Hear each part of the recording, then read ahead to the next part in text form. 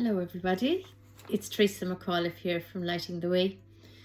Of course I have a deck of cards at hand, but also I would like to talk to you today about a presentation that I was at in London by Curtis Childs last week, and he entitled it The 5 Secrets of Heaven.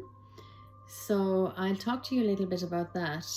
So I have the 5 points written out, so it'll be my version of how I really, I suppose, received the information and the presentation that he was offering. So I'm going to take a card for us first. So these are healing cards.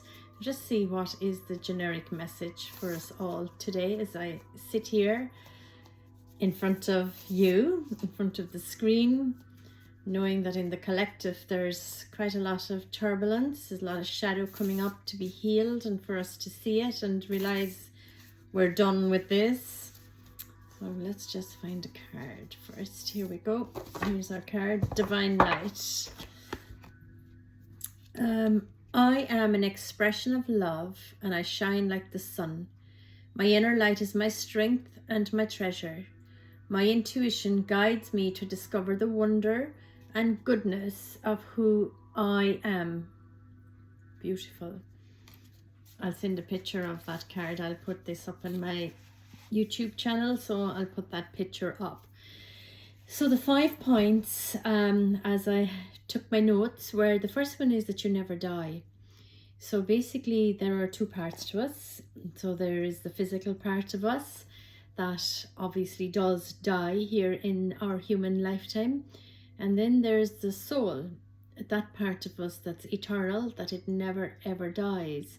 So it's the part that's the truth, the love, the integrity, all of that. And the other one is like for the body, and we very often focus on the physical part of us.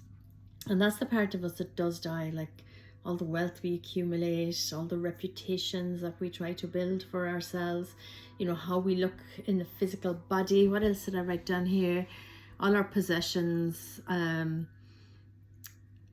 the jobs we have, all of that, they're all the things that we actually give too much attention to. We give attention to it probably all day, every day, and every now and then we just pop in and, you know, connect to our spirit through meditation or whatever it is that we do, reading spiritual work, offering sessions, whatever it is. But it's time for us to think more about our spiritual self, that eternal loving aspect of ourselves, and allow ourselves to use that as our first pointer. So to realize that we never die, you know, so to focus on that part of ourselves, focus on the spiritual aspects of ourselves, and just see the changes that come into your life.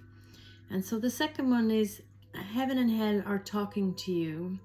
So, you know, you gravitate towards heaven obviously when you focus on loving thoughts and you focus on compassion and kindness.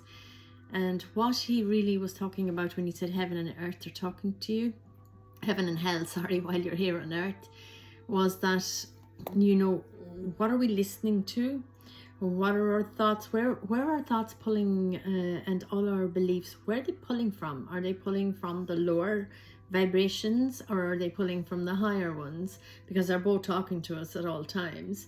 So I suppose for me, like a very easy example, now this wasn't his, this is mine, would be, you know, if you're listening to the news and you're taking up everything that's said in the news as a reality, as a truth, well then maybe that's hell that's talking to you.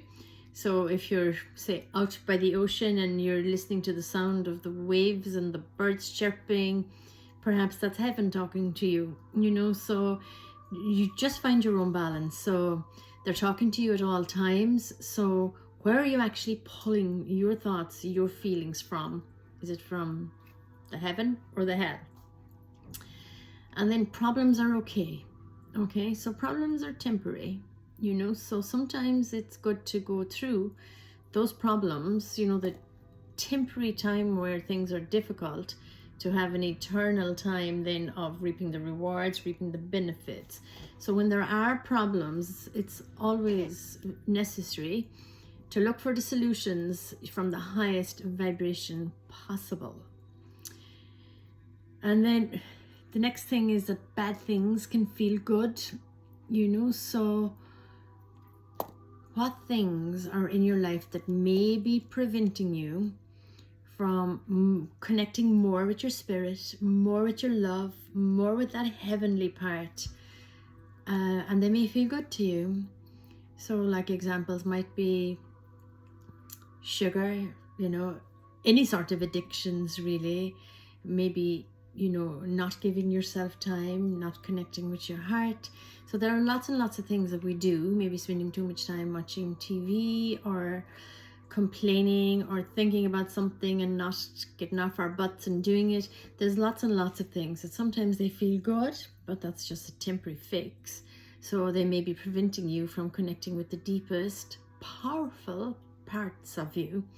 So that's that one. And then the next point that he makes is that usefulness is helpful. So there's always a place for you to be useful. So what is it that you could do where you would feel useful? You know, useful to yourself, useful to your family, useful in society. So what is it that you can do? And it will obviously raise your vibration as well, because it's kindness, you know. When you're kind to someone, there's a ripple effect. They're kind to somebody else, and you know, the observer even of a kind act or kind deed actually also raises their vibration, and they feel better, and they feel more joyful, and they feel that they want to do something kind for something else. So kindness is useful. So I've put one question, I wrote it down. So the first thing I said is, where are you pulling your thoughts from and all your feelings? Is it heaven or hell? So you might just ask yourself that. So what are you doing that's bringing your thoughts in, okay? So are they conducive to your overall well-being and your spiritual growth, or are they just driving you under? And the second thing I've written down is, what's your North Star? So what's your North Star? What's actually guiding you? It's a big question, isn't it? So I hope that these 5 points will help you. So let's zip over them. The first thing is, you never die. Then the second thing is, heaven and hell are talking to you.